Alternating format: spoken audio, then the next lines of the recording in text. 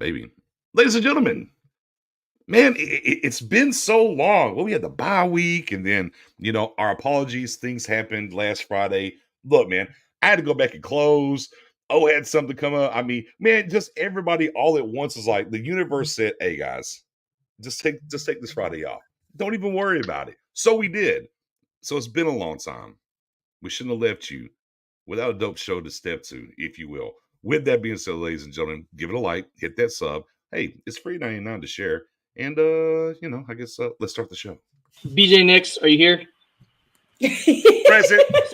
Present. Spoonie, Timothy Spoonie. Present, sir.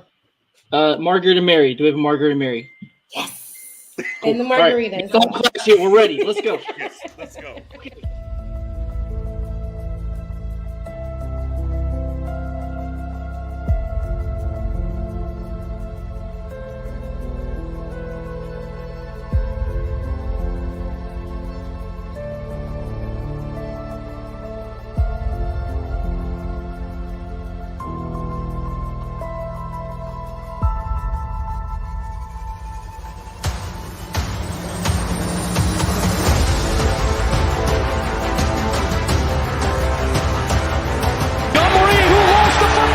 And the Cowboys have it. It's Parsons on top of it.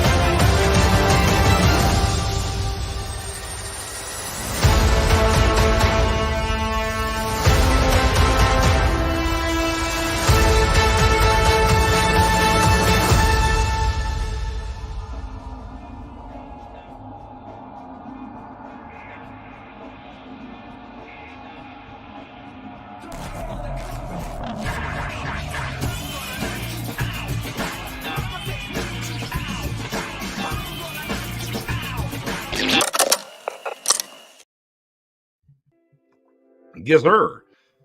Back in the building. Hopefully everybody's had a fantastic week. Appreciate you coming in here on this Friday night as we get in here and talk about these Rams coming up Sunday. Mr. Ware going into the Ring of Honor, put in Jimmy Cowards, Jerry. Sorry. And then, of course, we got a little trade deadline. And funny enough, the little trade deadline is coming on Halloween. So is it going to be trick or treat for the Cowboys? We'll get into some of that as well tonight. Dom running a little bit late here on the back end. Spoonie taking care of some business tonight. And I don't know where Mary is. So Mary, I don't know. Mary did chat us. She's coming too.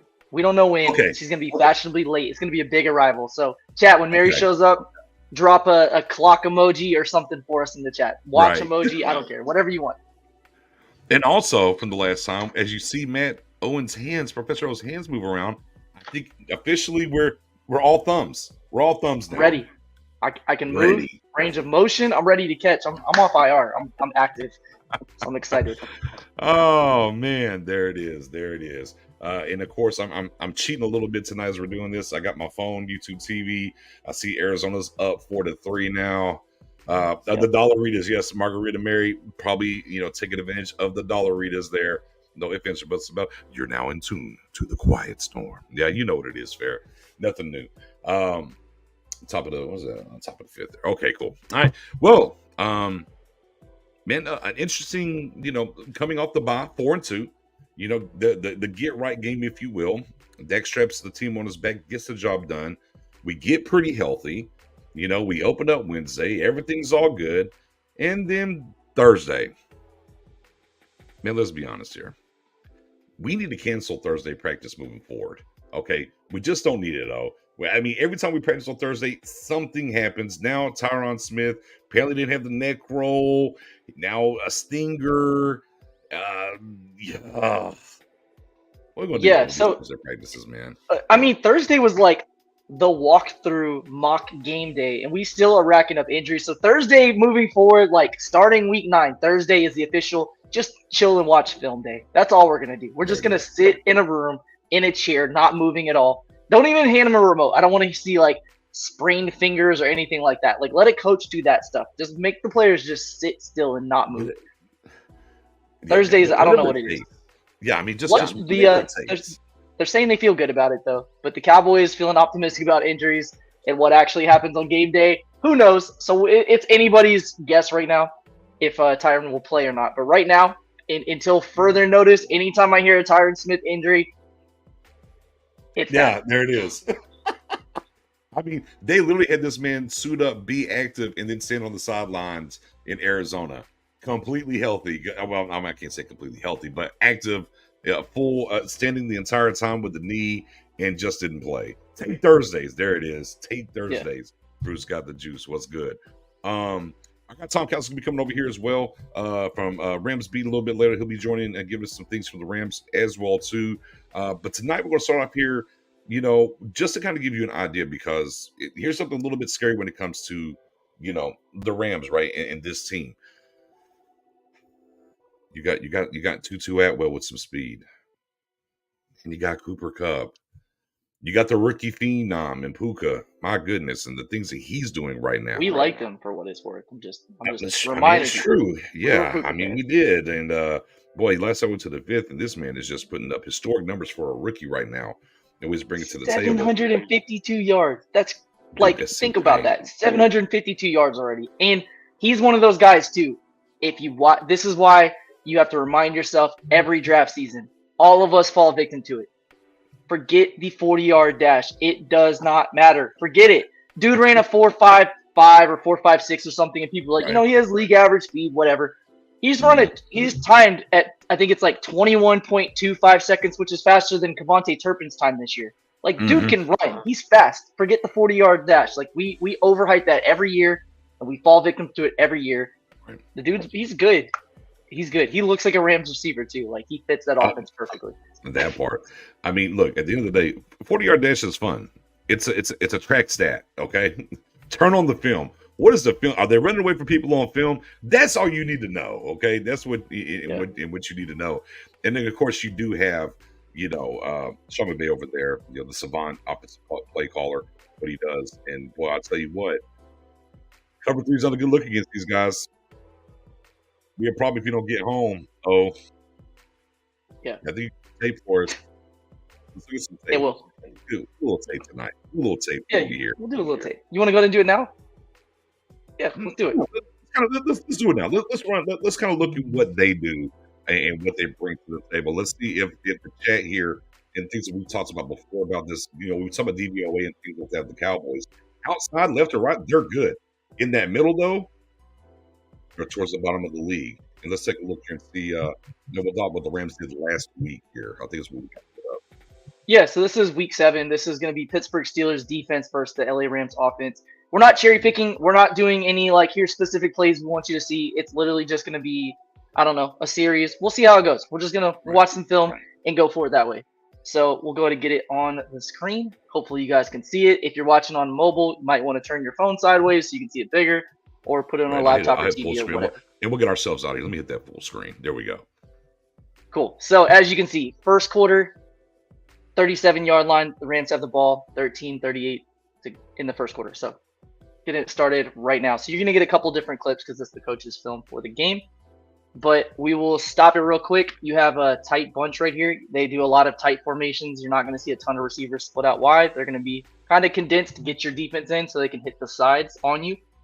Cooper Kupp down here, pistol formation. So we saw similar looks last week against the Chargers, or 2 weeks ago against the Chargers. Sean McVay, so you can expect a lot of pre-snap motion. This first play, this is an illegal motion, by the way. He's getting an early start moving forward. Can't do that. So hopefully the Cowboys point that out. Cooper Kupp with a drop. Boom. Middle of the field. Yep, middle of the field. And if he caught it, it was a nice gain. Just a slant, nothing crazy. Would have been a pickup of about 6. So you can get a good idea of the protection here. pretty solid. Not really any rush for Matt Stafford there. So now we're moving on to second down, 2nd and 10.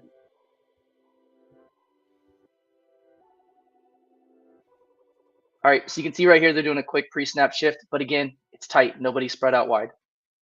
Just something to keep in mind. You don't see that as often league-wide. I love it personally, but something the Rams do a lot of. Mm-hmm. Putting him in motion. This is actually a great run design. When you see the reverse view from the back end zone of it, it's genius. And especially with the way the Steelers defense was the way the Steelers defense was aligned with TJ Watt out this wide. Yeah, the wide. You already can see the gap right here where they're going to run the ball. You can already see it, and they're going to bring him back across. So all he has to do is come pick up this linebacker. You're going to have him as a lead blocker, either kicking out or taking here. And it's a very easy run for the running back. So when we talk about run game creativity, like this is something I would like to see the Cowboys pick up on. Like, look at that. You can already tell right here it's going to be a nice game. Yeah, easy pick, easy second level. It's just an easy run. The right guard and the linebacker. Yep, you'll be able to see it again right here. Watch these two. Boom. Our tackle should say boom. Yeah, right there. Yeah. All right, 1st and 10 on the 47-yard line now. Again, everybody's in tight, nobody out wide. Pre-snap shift. Pistol formation.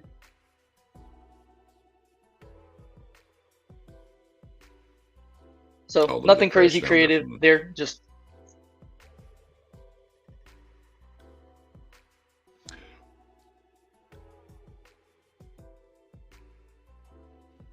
look at 17. Come down, boom. Just enough on the wide receiver. Come down there, get a body in front, and just create that little bit of space. Watch 17 come out of the slot right here. Come down, get off, boom, up on Minka Fitzpatrick. Just enough to get in the way there. You don't have to be a crucial, a crushing pancake guy. Just do your job. Great job there. Yeah. 6-yard run too. Nothing crazy complex there. So again, tight spread right here. This is actually a play I highlighted earlier today. You're going to see the yo-yo or boomerang motion. This is another legal motion. He's moving up field before the ball snap. Yeah. Another Cooper Kupp drop, by the way, on a slant. But again, it should have been an easy game for them. He just dropped it, but you'll see the amount of space that it opens up. Yeah, and also too, you got two guys working across the middle, right? So again, trying to attack the middle from both sides to see where the safety, where the linebackers are kind of flowing, and what they're doing with their defense.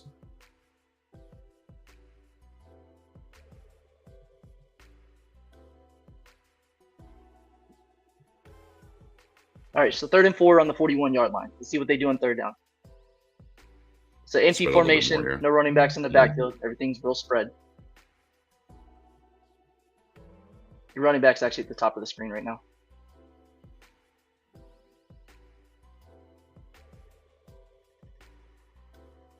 So Stafford did a nice job of picking up the first. There's a penalty. I think it's holding on this one.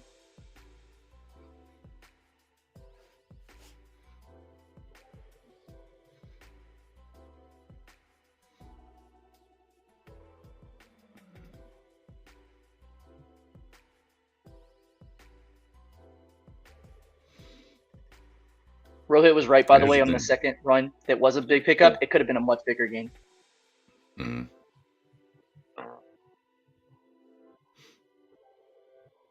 All right, so 3rd and 14. What do you think they're going to do? Typically, you see delayed draws, screens, things like that on 3rd and 4th down. Are they going to be aggressive? 3rd and 14, are they going to be aggressive or not? Yeah. Yeah.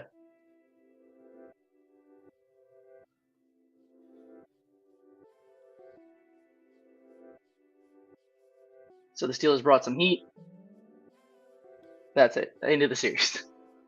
Yeah. So it shows you, even though they can't attack you, they have some legit weapons. Obviously, if you bring pressure, all quarterbacks are going to struggle against that. Not much you could do there. So we'll skip ahead just to a few plays in the next series, and then we'll end our quick little film. Yeah, go for it. No, I hit the wrong button. Okay. So, again, you have a tight bunch right now, pre-snap, pistol formation. A lot of the same looks you saw in the beginning. Mm-hmm. That was another legal motion by Tutu Atwell, so that's 3 so far.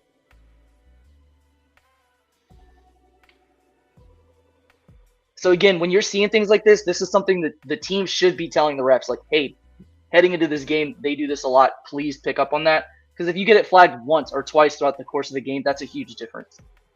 Obviously, that was an incomplete pass, but still. Good hold there in the middle from the center. Not called. Yeah.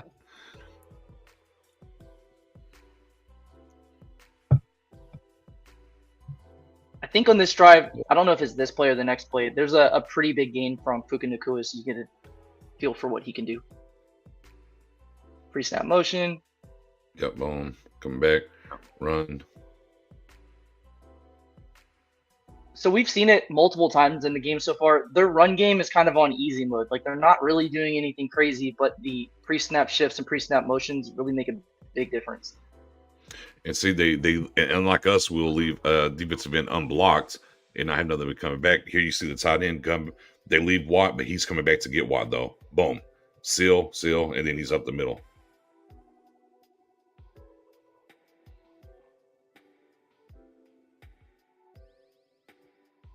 Third and 1 on the 15.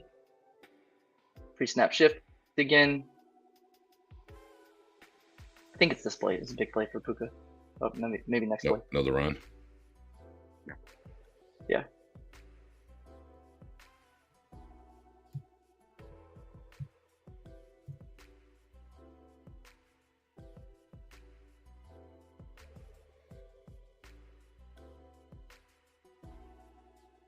If you guys like this in the chat, by the way, let us know. We haven't done this at all this season, so if this is something you guys want to see us do more of, obviously we're not going to do full games because it takes too long, but we can do a couple series here and there. All right, 1st and 10 on the 19.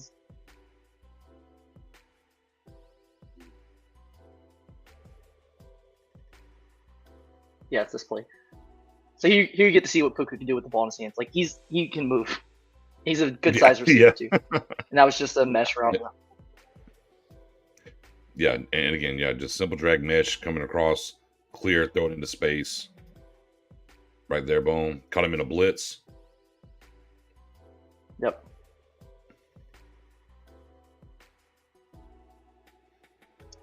And you see that type of offense, and you're like, the Cowboys should be able to do similar things. Actually, the Steelers did very similar things to what the Cowboys like to do against the Rams defense. They threw lots of mesh routes, mesh concepts. They had slants, even some deep overs, and all of them were successful. The Rams defensive backs played really pretty far off and then gave up some of those easy completions. Right. You see Watt split way out. Yep. And the Rams did a good job of taking advantage of the alignments that the Steelers are doing. So you can see how far out wide they are. But again, goes in motion, comes back, kicks up, and you have a nice gain there. Like, this is what I want Mike McCarthy and Brian Schottenheimer to watch. You don't have to steal their offense, but like, take some cues from this and incorporate it into what we do. Right. But obviously, some of this is dependent on your receivers or your tight ends coming in motion and actually picking up that block. So we'll watch one more play and then we'll get on. So again, everybody's relatively tight in the formation. Really just all up top. Not a great pass there, but no, yeah, boy, look at boy up top. I mean, the running back open for days. Sheesh.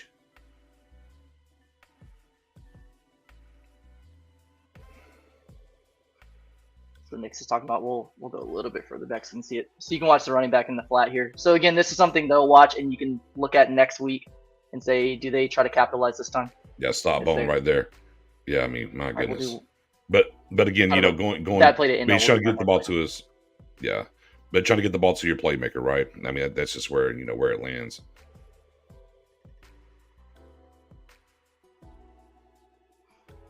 Everybody's in tight again.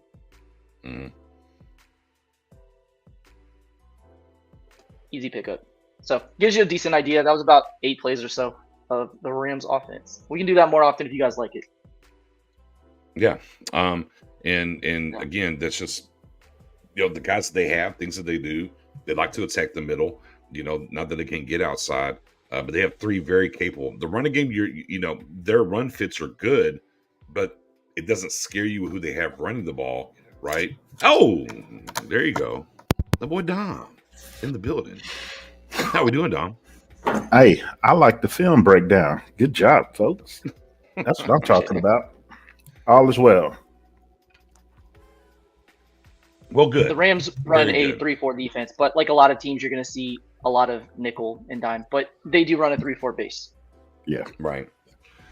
And of course, I mean, as we're flipping over to the defensive side here with the Rams, right? Not once the defense they once were, right? That's not who they are anymore.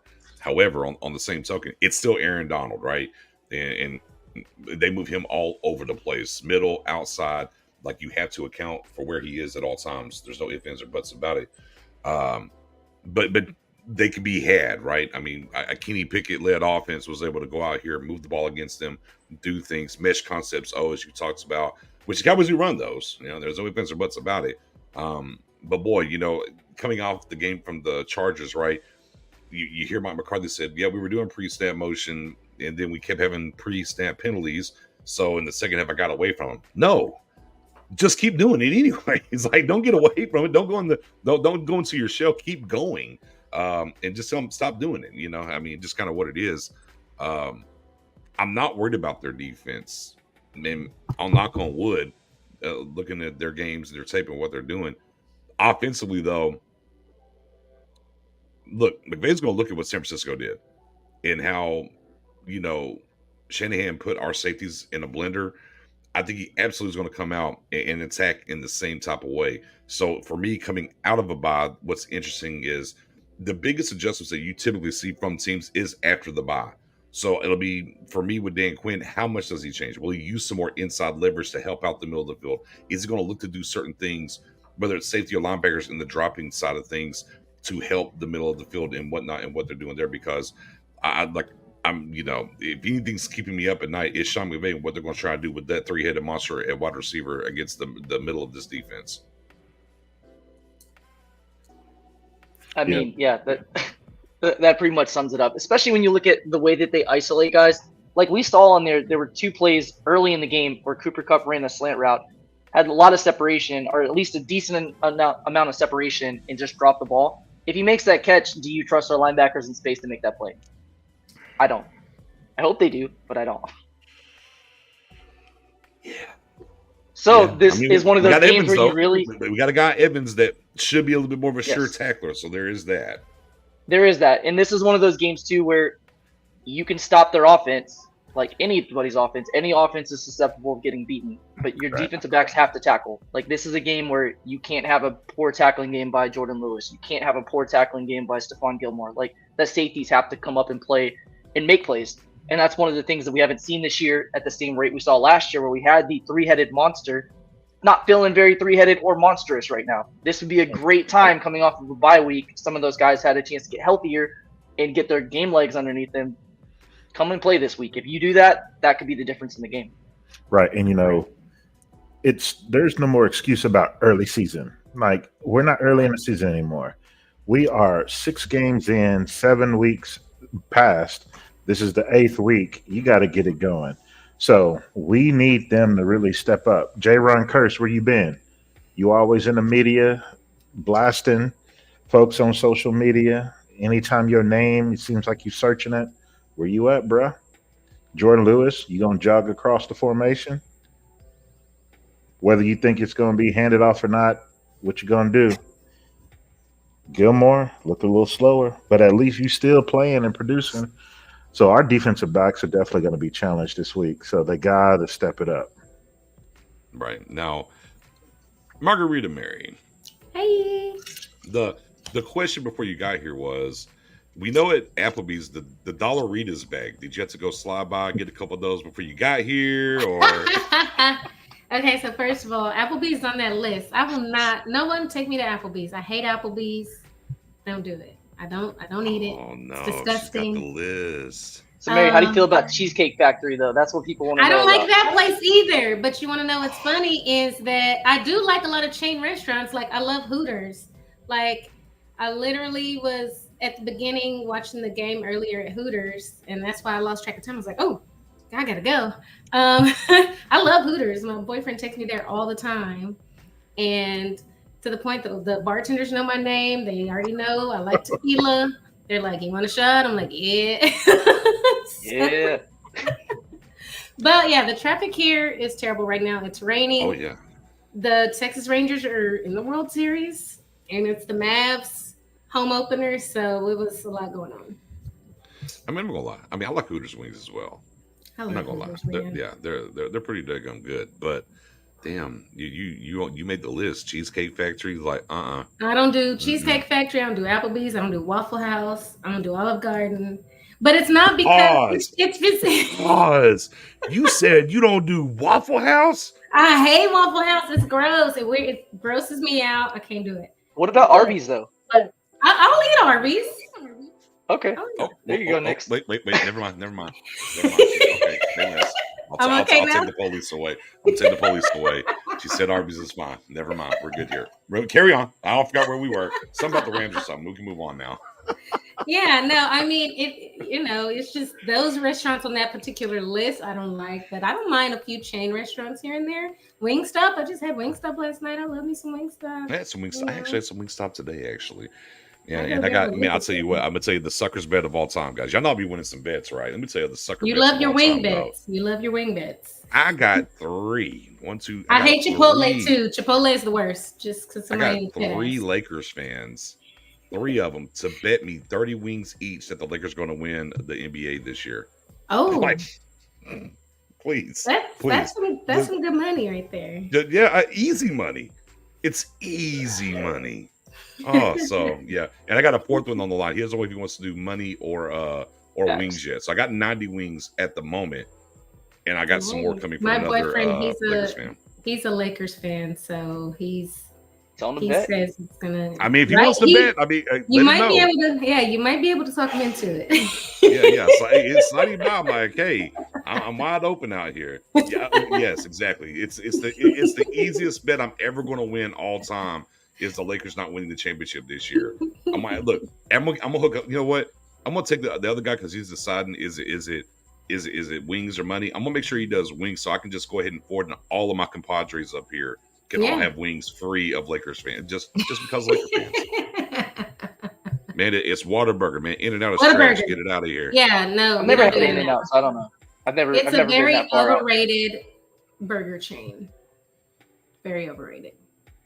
They have them in Vegas, don't they? But you didn't have time in Vegas, but I didn't have time. Fair. No, I mean it's not worth it anyway. It's not worth it. Yeah, no, it's not. It's overrated. Yeah, they can't even cook their fries all the way through. I mean, what about that? They're like cardboard. But that's food. Spoonie took me to Hell's Kitchen, which I know him from what's the dude's name? Gordon Ramsay. So Gordon Ramsay's restaurant. I've never been to anything like that fancy. That's not Professor. I'm not that fancy eater. And Spoonie's like, we should try these. They were like truffle fries. I'm like, what is truffle fries? I had no idea what it was. He had to explain to me. Yeah, it was too fancy for me. I'm like, can we just get some normal fries with like? I like truffle fries, but I prefer seasoning on it. I prefer regular. Yeah.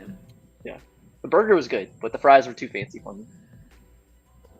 Fair enough. Back to these Rams. Yeah, back to the Rams. Back to the Rams. It's okay. I'm over here discussing the Diamondbacks are up 5-3 right now. But back to these. Oh my Rams. God, they scored again. Oh my God, don't stress me out. Okay. I know. No score updates while we're on the show. Okay. Okay. I'll try.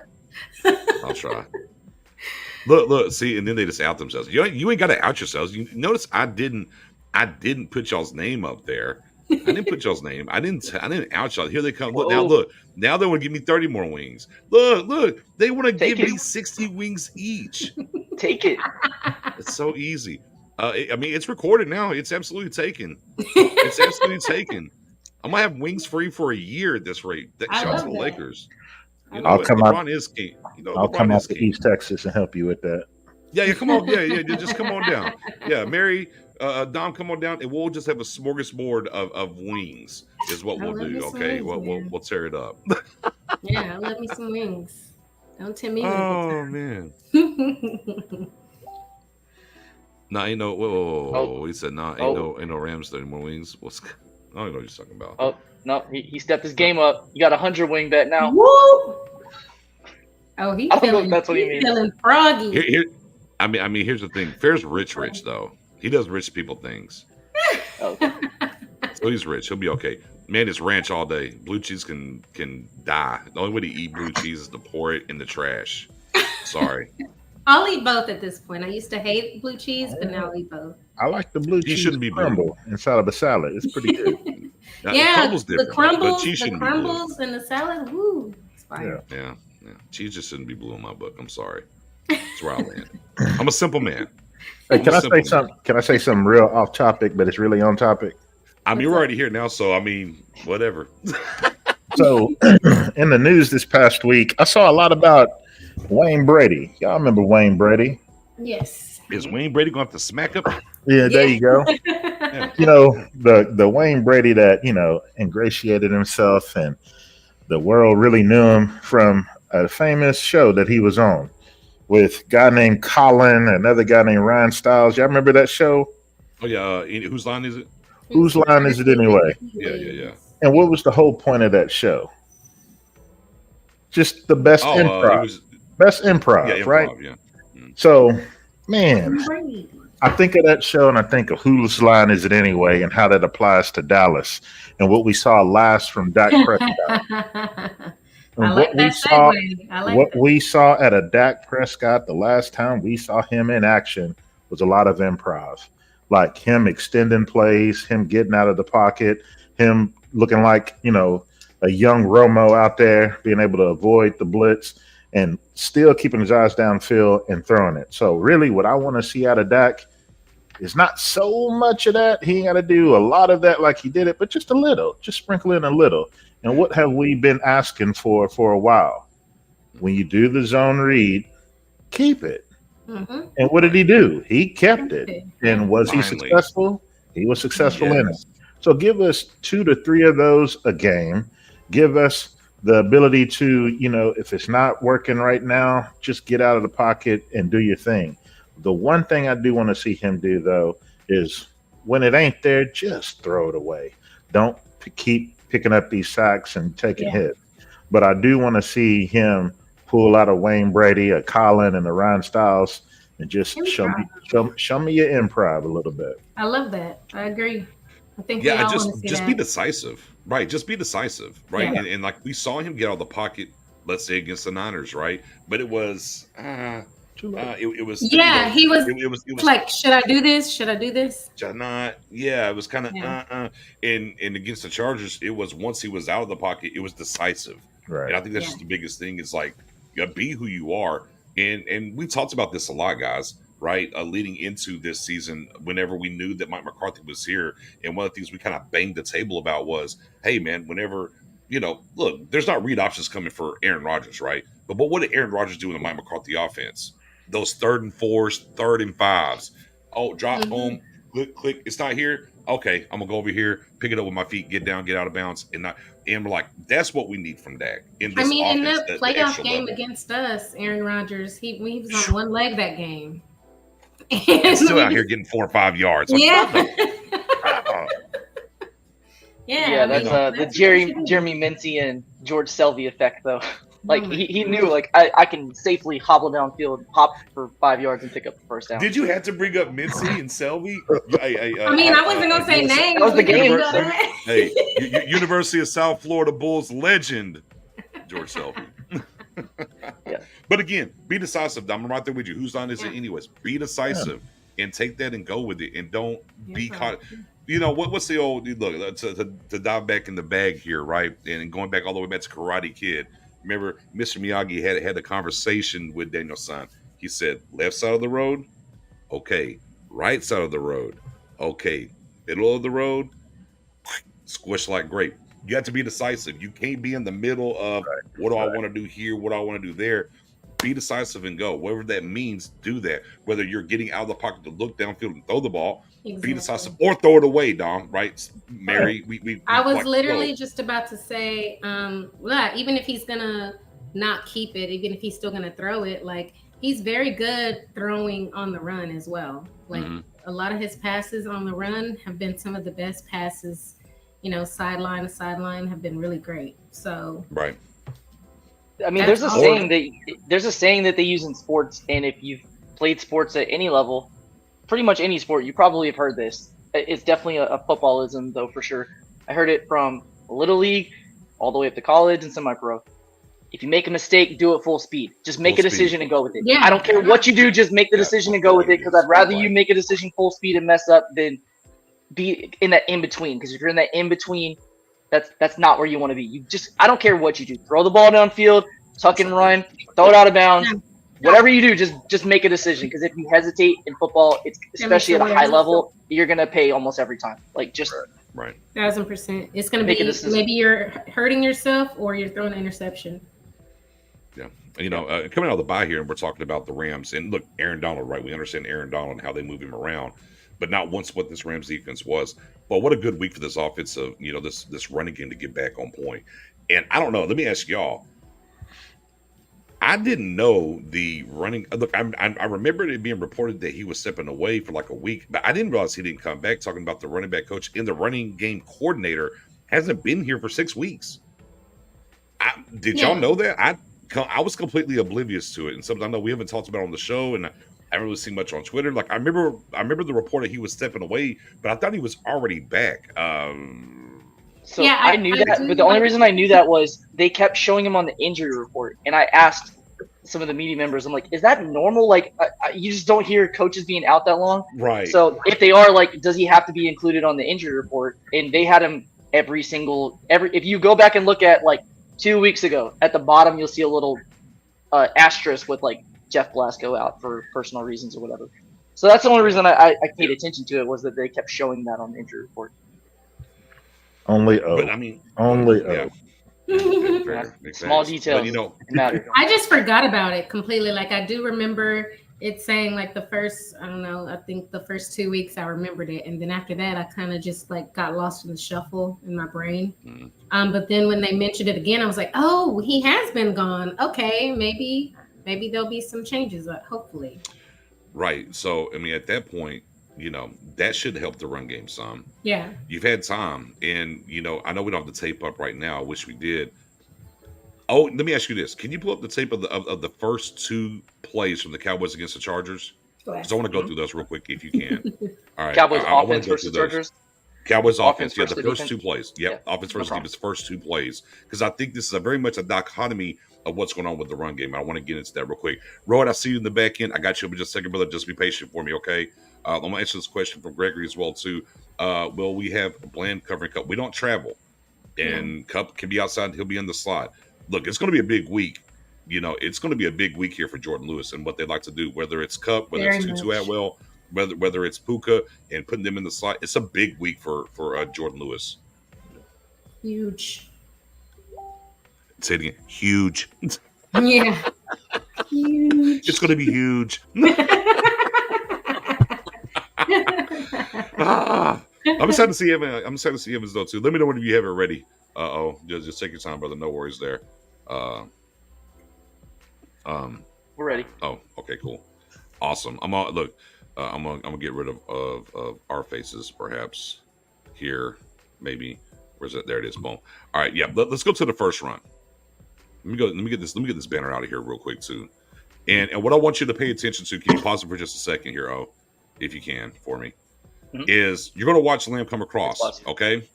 All right, yeah. You're going to watch Lamb come across. He's going to motion. He's going to bring a guy to the strong side, if you will, where they're kind of loaded up, and this run goes to the left.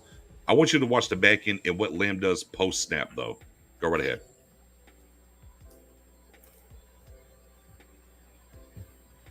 Drags the guy over. Boom.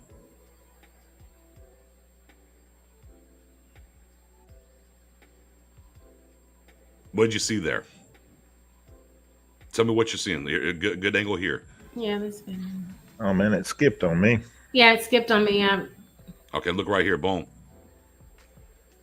Look at the cutback lane. Yeah. The cutback lane is wide open. He didn't cut back. He didn't cut back. It's almost like this was built to be a counter, if you will, right? Yeah. See, he brings the guy over. Lamb does a block. He's going back door. Yeah. Look, now stop right here. And you see where he's going to come pick this guy. He's going to pick Mac. And then you have the other side.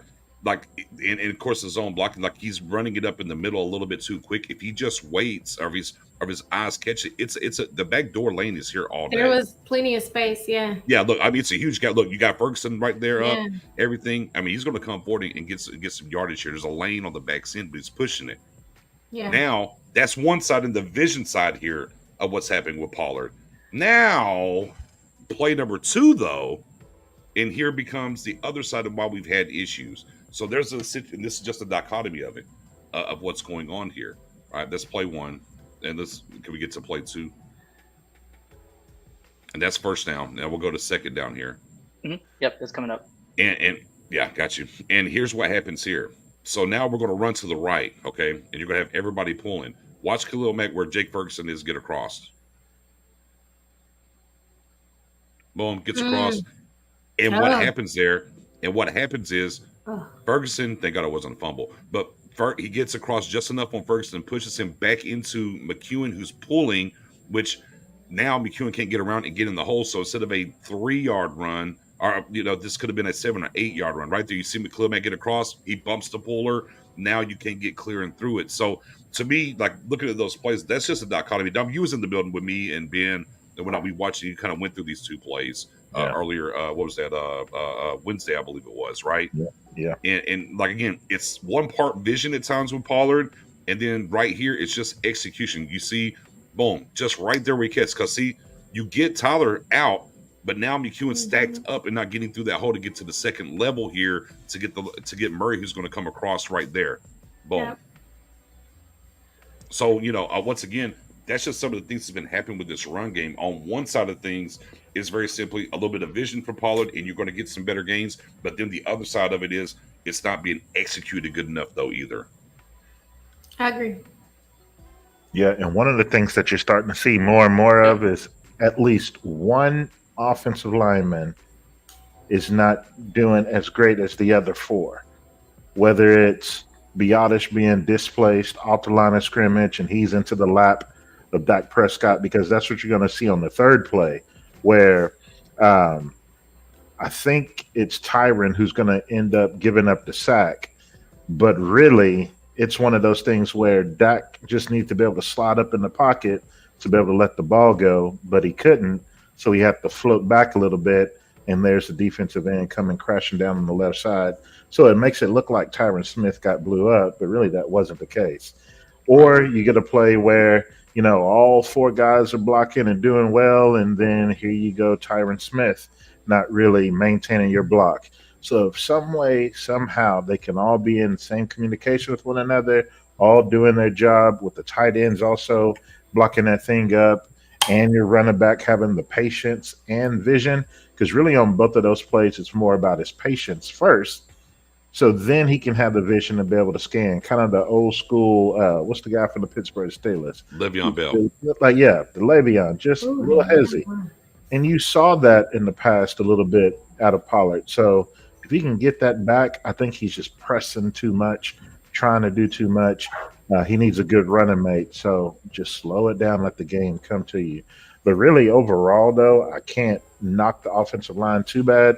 They did a fairly good job of blocking in this game when it came to really finding the right spots to get to. The combo blocks are starting to work. They're starting to get it together. Now you just need that front 5, the best 5, to stay together. And here we go on a Thursday. Tyron Smith with a stinger. So yeah, cancel Thursday practice, right?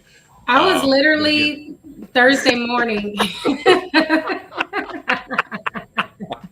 I always have that ready to go. I'm ready. I love it. It's perfect timing every time. Thursday morning, I woke up and I was like, please, no bad news today, no bad news, and then there it goes. Yeah, but I mean, again, for me is with having our best 5, like it hasn't felt like we have our best 5 out there yet. Like what we expected the best 5 to look like and what we're getting are not the same.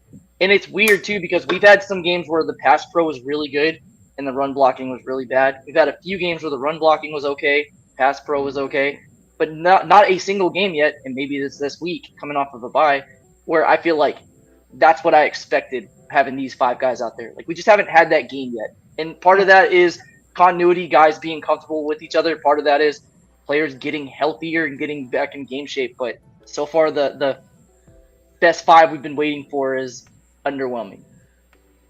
Yeah. Those are the facts. Those are the facts. We got Rohit in the building, though. Rohit. What's up, guys? You know, you added yourself, one of the guys that's going to owe me 1 million wings by the end of the NBA season. Thank you, because I'll be enjoying them too. Yeah, that part. Pick Six will all take part in all these wings you'll be giving up. It's the price we can pay for getting Shaq from you guys. And I don't care about that. That's not hurting me no more. And winning a ring with Dwight Howard also at the same time as well. Okay. Hey, pause. Watch where you pay where you lay your wood, but neither here nor there. Oh God! Wow. Pause there, Nix. Glad you took him off our hands. Not once, but twice.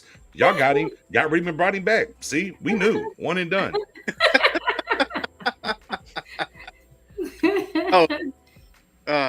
Kitty said, yeah, hashtag Kitty said. We're trying to figure out what Kitty said. Anyway. We're trying to get the Netflix documentary from Kitty to figure out what really happened that night. We really need to know. Hey, real, and yeah, I mean, look, man, if boy, never mind. I'm like, Kitty, if you're listening, Pick Six, we'll have you on. Inbox us, let us know. We'll switch gears in what we do here to get that. Look, Mary's ready to one-on-one. She's ready to ISO interview you while we watch. Period, point blank. I'm ready. We got it. But look, man, but back to it though, right? You know, getting the running game coordinator and the running back coach in the building, I do think that's going to matter. You're coming off the bye week, obviously, cleaning some things up schematically, trying to get there. You know, and I think, again, no disrespect to Aaron Donald, right? We know who Aaron Donald is. Right. I think this is a game where this running game can get back on track, even though, knock on wood, Tyron, hopefully he does play. But, you know, hey, listen, Still as well. I mean, Still's been, you know, not the guy that we expected. We know he's coming off the injury. Yeah. But, you know, maybe this week off for him gets him back rolling again. Yeah. Excuse me. I mean, that's the hope. That's the hope for sure. It's one of those things too. Like, I'm sure somebody in the chat knows. Isn't Mike McCarthy's record after a bye like 12-5 or something? Yeah, like really good. Yeah. So in 12-5 fashion, where he's 12-5 the back-to-back seasons, let's just go and get after the bye and make it 12-5. It's a 12. Look, Garrett's Mr. 8-8. McCarthy's Mr. 12-5. So let's make that happen. Facts. Well, I mean, I heard him on the radio this morning, and he's talking about how Schottenheimer's been in his office for hours going over the different plays and all this stuff, and how they've been kind of just reevaluating things with the team all week and all this other stuff. And, you know, I don't know if I believe him. Hey, look, that sounds good.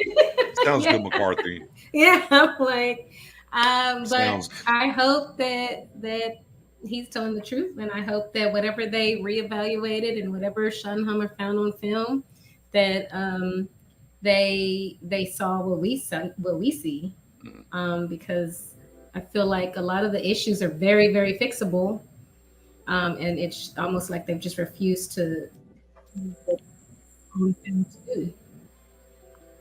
Yeah, and I mean, look, it's a new offense. Things can take time. And the Cowboys forever and a day, right? Strong starters, fade late at times. You know, okay, 4-2. You're in a good spot right here. Now you have 3 home games in front of you, starting with the Rams, then Philly up next. So you need to really take care of business at home the next 3 games. And now you're looking at yourself being 7-2. And not only that, you would have the head-to-head matchup against Philly, and you're number 1 in the division. So I mean, those are the things that matter right now. You're positioned in the right way. You don't want to look over, you don't want to look ahead. It is about the Rams and what they bring to the table, because offensively, there's things they can do. But now the other side of that is, look, we understand Matthew Stafford. He'll give you some candy. You know, he's not fleet of foot, if you will, where that gives us issues when it comes to times with running backs that kind of move around with the kind of scheme that we play. We don't have to worry about that so much. Not that he's a complete statue back there, but kind of where he's going to be. So that helps his defense as long as we're able to get there quick and lock up the middle of the field. So it's a matchup for me that I like for the Cowboys. You've had time to come out of the bye, and definitely want to see some things Hey, look, can we not throw the ball 10 times to Michael Gallup and throw it maybe 10 times to Lamb? I mean, there's that too for what it's worth. So like I said, I'm easy very fixes. intrigued. Right. So let's pivot back here real quick. Let me ask the question, spin the block, because I got people popping up here want to get in here. Coming out of the bye week, what is the number one thing that you want to see this team adjust? And it can be offense or defense. And I'll start with you. Yeah, I was hoping I'd go last in this one because that's a good question. Oh, pause. No. I'll go first. I'll go first. No, I'll go Roy. Okay. Okay. So I'll go first. It's fine. The Go ahead, Roy. You gonna go first, Matt? Or no, you can go ahead. Okay. So the number one thing I want to see is in more motion with the pass offense and more deep over routes, more usage of those two things, and then of course, I mean, there's other things you want to see with the pass offense, but those two. Okay. One. More motion. More guys. More motion. Okay, cool. All right, go ahead, O. I got mine. I want to see more Jalen Tolbert. Because that means less Michael Gallup. And again, there's still a role for Michael Gallup, but I think what we've seen so far, Jalen Tolbert might be the better option, and I think that makes more sense for our offense. And it doesn't always have to be Michael Gallup coming off the field. That could be taking a tight end off the field. I want to see more 4 wide receiver sets. But either way, however they want to do it, whether that's Gallup coming off the field or a tight end coming off the field, I want to see Tolbert get involved. Because what we've seen so far has looked pretty good, and I'd like to see more of it. Okay. Dom, one thing, offensive, defensively, you want to see them change coming out of the bye week? Use of the running back in the pass game and not just in the flat. Mm-hmm. Not just in the flat. Right. Texas route. Arrows. Middle route. Yeah. Put Pollard out. Remember that he's a good receiver. Like, I want to see them do some creative route running with your running backs. Okay. All right. Mary, one thing you want to see? Yeah, I mean, I love all those answers. I think we all mentioned offense. I want to see Cooks get more involved. I want to see 88 get more involved. More of those passes down the sideline. I feel like down the sidelines are where Cook, Mary, just cook. Cook. Keep naming players. Sure, yes. Mary's I want to see more Brandon Cooks. I want to see more Tony Pollard. I feel like Dak is better on the sideline, long sideline throws, out as opposed to the middle. So I want to see more of that too. Okay. Yeah, I think for me, Jake Ferguson. I love it. Yeah. Hey, he's number one. It is what it is. Hey, he's second in the league. He was on my list, but I couldn't name any more players. Thank God, Mary. You left some meat on the bone for me. Thank you, Mary. I appreciate it. He was number 9 on my list. I was getting to him. Yeah, but 22 targets, 19 catches. He's second amongst tight ends in Yak. He's second. Look, he's the guy. I know you spent the second round pick on Schoon. He ain't there yet. Not receiving wise. He's not there yet. So for me, man, let him be. We know how Dak operates with tight ends. Look, in year 2, what he's doing in a limited style role here so far, it took Schultz almost 3-4 years to get there. He's ahead of schedule. Use him. That helps you attack the middle of the field more and open things up, as Mary wants to see Cooks, Lamb. If he's eating, it opens it up more for those guys. So yeah, I definitely want to see Ferguson. Rohit, I'm gonna drop you. I'm gonna bring some other people up, but chill out. I'll bring you back up again, man. All right. Oh, all right. Let me drop him down there, and we'll get everybody in the back channels who they're with. We get one-handed first. I think it was one-handed, Big Faker, and then Ben in the building. One-handed. The one thing you want to see from this Cowboys team out of the bye week change. I want O-line play to be better. Okay. At least run game wise, I think pass pro for the most part, other than the last game when it came to penalties, we did decent. And then please give CeeDee Lamb the ball more. Take the politics out of this and give him the ball.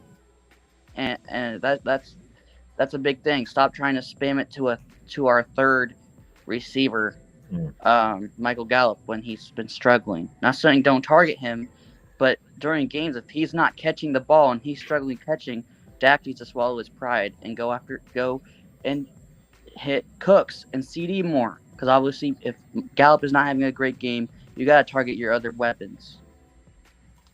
Okay. That's all I say. Okay, one-headed. Appreciate it as always, brother. Just second round, I'm gonna drop you down, get somebody else up, okay, bud? Yeah. All right. Let me get over here and get Big Faker in the building. What's going on, Big Faker? Laker. Sorry, my eyes are bad this late at night. First and foremost, now see, yeah. First and foremost, glad everything went well for you on the back end, and appointment, everything. Salute to that. Big ups on that for sure. The number one thing you want to see the Cowboys maybe adjust here coming out of the bye week. It's only one thing, not like 18 things. Just one One-ish. thing. One-ish. One-ish. One. Okay. One-ish. I mean, Mary kind of did, and The one president, kind so go ahead. of, but No. One-ish. I've been thinking about this since you actually acting in the space, right? And I kind of just want to see this linebacker core get downhill. I really think that's what's missing in our defense. For like seriously, I think that's the missing link. Last year we were a lot more downhill. No matter if we missed or not, we were still kind of aggressive that way. I feel like we've been real timid, and mostly that's Clark, in my opinion. But I want to see this linebacker core get downhill. Okay, and look, and a great week for that with Evans coming into the mold there. I'm super stoked to see what Evans brings to the table, how much usage is there, and what's going on with him. So yeah, I'm super excited. I'm super stoked to see him Sunday at noon. Mary, you know how much we love noon games. No, we don't. I just wanted to show you my Slurpee also. Slurpee. Oh yeah.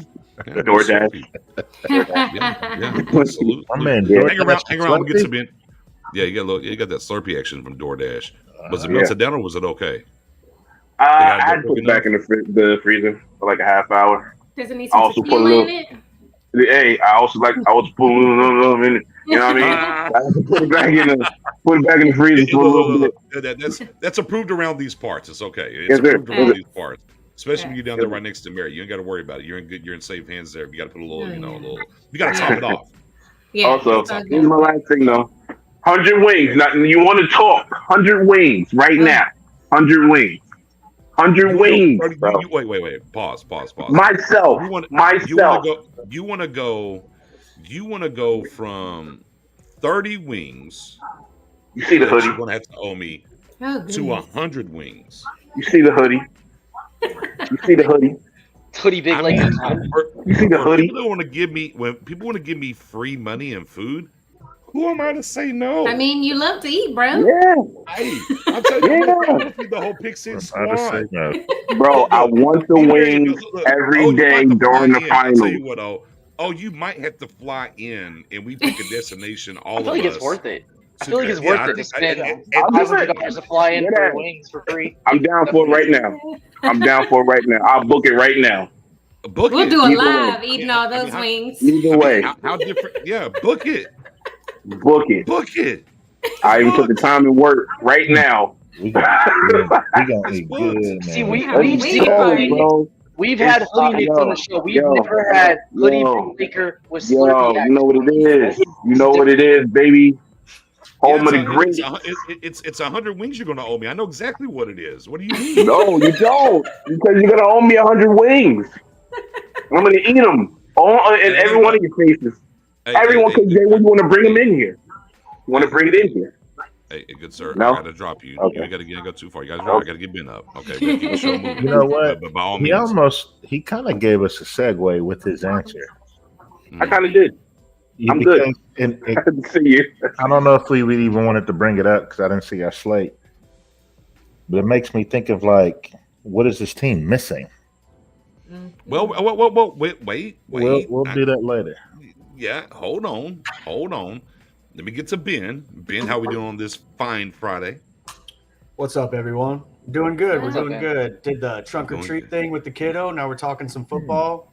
Attended the game this weekend. First regular season game of the year, so I'm excited. Oh, let's go. How you guys doing? What What was the costume? We need to know. What was the costume for the kid? He was the new age Link. So we might refer like from Zelda, Gotcha. like old school. We know him like the green get up and all that. The new age one's like this turquoise guy, which was news to me, but he got compliments on it, so we're gonna ride with it. There you go. Nice. Yes, sir. Awesome. Ben, I think I got an idea where you're going, but let me throw it out there to you anyways. What's the one thing you want to see from the Cowboys moving into out of the bye week, the big change, the adjustment, if you will, after the bye week? Both sides of the ball? Just one. Just go one. If not, we'll be here all night. That's why Mary's going to give you about 3 or 4. Rowan tried to go to 18. One-handed gave 3. But you know what, Ben? I tell you what. Give us one for one. You're the guy. Give us one for both sides of the ball. How about that? Sure. So on offense, I just want to see Tony Pollard capitalize on the opportunities he's given. When the offensive line does do their jobs, when there are no hiccups and that field does open up, I want to see him rip one off for a big game. I think we're all ready for it. I think he has it in him. I just don't think we've seen it yet. So I think he's due, and I'd love to see that on offense. On defense, my big thing that I've been on previously is I want to see Damone Clark really trust his eyes, quick trigger, processing and getting downfield, and run support. And then I'll leave it at that. That's one each. 10-4. Yeah. Nice. I mean, look, we've talked about this before, Ben. Look, he's seeing it. It's not that Clark's not seeing it. He's seeing it, but the trigger's got to be quicker. He's got to trust his eyes. Right. Yeah, there's some real examples in that. Kind of where why is Siri popping up on my screen? Stop, Siri, please, dear God. Okay, cool that you didn't get Siri. Can y'all hear me? Yeah. I don't know if Siri's gonna hear. We gonna hear Siri. Now I want to know what's on Nick's playlist. Go ahead, Siri. Siri, play some music from Nick's for us. Call the police. So Nick's can't hear it. So Dom wanted to talk linebacker, so I think this is a really good segue, especially with Ben's answer about Damone Clark. So Dom, go ahead. Ask your question. Well, this talks about trade possibilities, though. Ooh. Well, the chat probably loves that. No, wait. I'll tell you what. We ain't ready. Or are we? No, ready? I'll tell you what. Never mind. No. It's Free Sales Friday. I was going to put that towards the end. Let's wrap this up real quick with the Rams. Let's go really quick. Let's give our. We'll do that, and we'll go into that, and then we'll get to the college and the picks and everything else. How about that? Let's do that. Okay, let's do it. All right. So I'll just put it up while you guys do that real quick. Here's the Rams Cowboys. Real quick for you guys who haven't seen. So Cowboys are top 5 in offensive points per game and points allowed. Rams are right there in the middle of the pack. Not too far behind. The Cowboys are top. Wait. The Cowboys are top 5 in points offensively. Yeah. Well, yeah. No. Yeah, we are. No way. Yeah, we are. Yeah. I've seen it, and I was surprised as well. Yeah. I'm sorry. Go ahead. And if you look at the Rams run versus pass, they're at the 60-40 ratio. The Cowboys are 53-46, so a lot more balanced. And I saw people in the chat.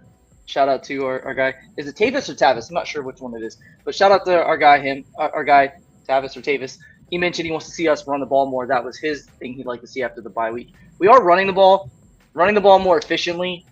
Yeah, we could do that. Running the ball more effectively for bigger gains. Yes, definitely want to do more of that. So just a quick little preview for those that haven't really kept up with the Rams this season. And then they run heavily on zone coverage. Here's a quick little blurb from Ben's home, PFF. The Rams have played zone coverage at the 6th highest rate this season. They also have one of the lowest team coverages in zone coverage. CD should eat see a lot of that. Yeah, cool. I could. All right, now we can talk about really giving some tidbits into that too, but. And don't we run man at one of the highest rates? We run man at one of the highest rates. Third highest rate for man. Yeah. Cover one. A lot of cover one. Yes, we do. Yeah, so and we stunt like 72% of the time, and I hate it here. Sorry, Dom. Right. Hey, but we're getting 90% pressure rate. Yeah, so I must have been on my game show stuff, or these nice little shows that entertain us, like Whose Line Is It Anyway? The next show I thought about was Who Wants to Be a Millionaire? Remember that show?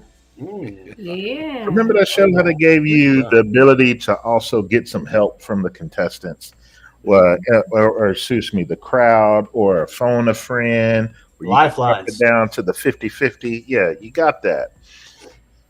So I have the question of, and I put it in the chat. Y'all might want to bring it up on the screen.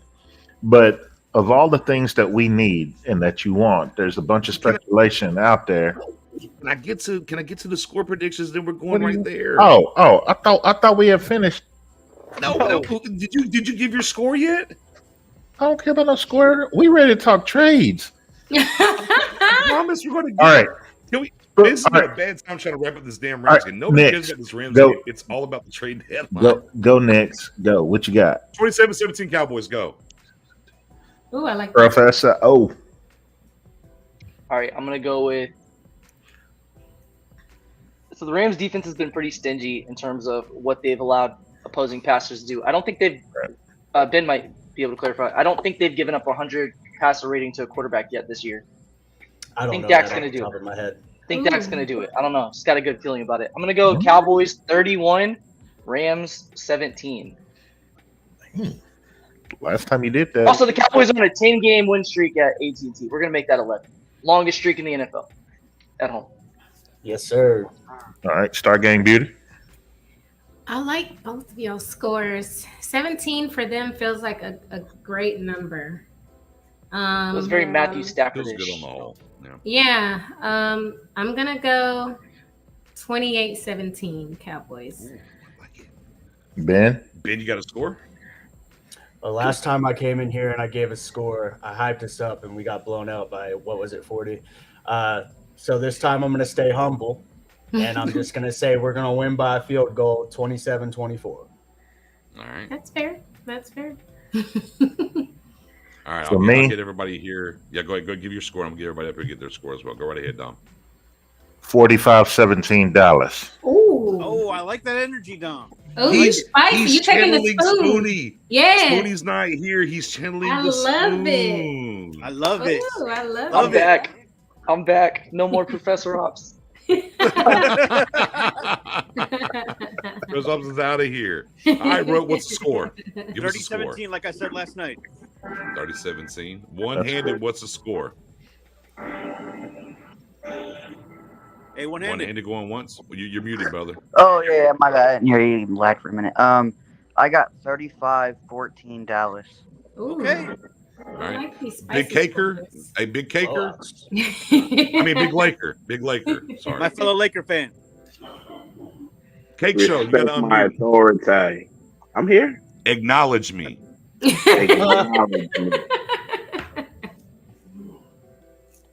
Come on, man. Give me the No, score. I'm going 38-17 Cowboys.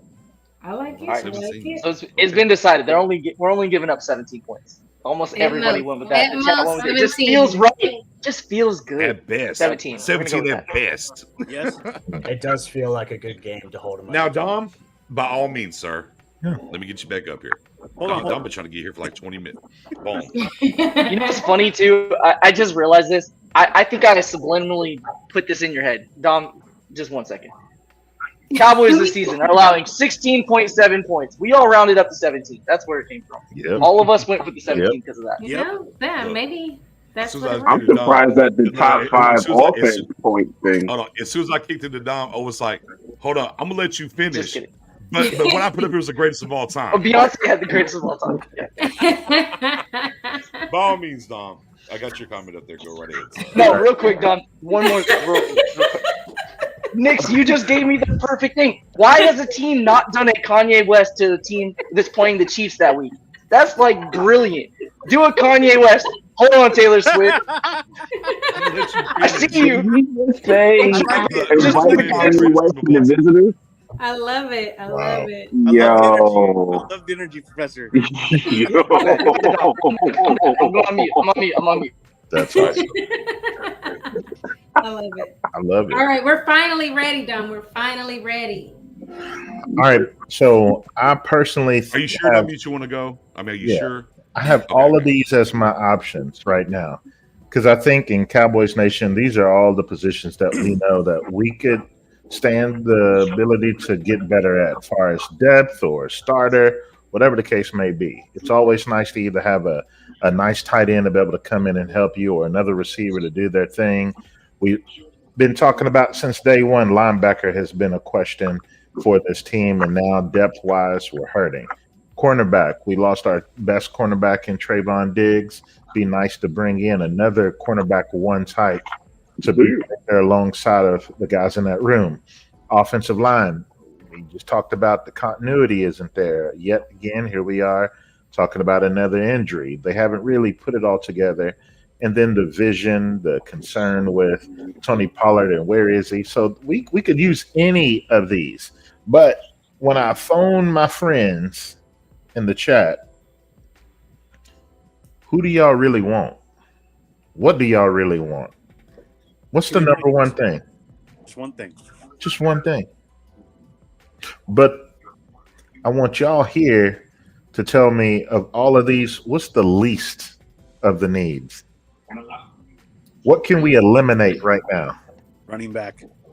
Yes. Final answer. Running back Running is back. the least important out of this list. I feel like you can eliminate pass catcher personally. Yeah, pass catcher. I'm right So there. both of y'all would rather have running back than pass catcher? I'm just saying I think you can eliminate both of them personally. Yeah. So we're going to eliminate A and we're going to eliminate E. So B, C, and D is still up. Linebacker, cornerback, and offensive line. Who do I want to right now? Now, I don't think we need offensive line. I said who do D, you don't need? final Okay. answer when you first. I want cornerback more than anything. Yeah, I want well. so it already sounds like us here, we're saying now eliminate D. So we're down to two options, linebacker, cornerback. Now, considering what you know is out there, the teams that have already settled to the bottom that are no longer really going to be contenders, you've seen the names thrown out. You know who the teams are. So whether you want to go out and use your first round pick this year and maybe a future pick or package some players like Dorrance Armstrong, or maybe you're ready to give up on Sam Williams. Sam Williams, absolutely. Or you're just saying, no, I don't want to go too rich and do an Amari Cooper type move. Maybe something a little bit more reasonable where it's maybe a mid-rounder. Well, we got the third round pick, which to me is still a valuable pick. So I ask you, Amari Cooper type pick for either a linebacker or a cornerback that's out there that you know of, or would you want to use the third round pick that we have, or maybe even the second round pick to get something else that's out there? You got to go. May I ask a question? We should always trade the second round pick. Always. Yeah. Like, that should be a Cowboy staple. Whether you're I'm trading on up the in the second round pick or train. trading for a veteran player, like just never drafting the second round. May I ask a question? Yes, sir. So when you say linebacker, can that include a pass rushing linebacker, like an outside linebacker? Sure.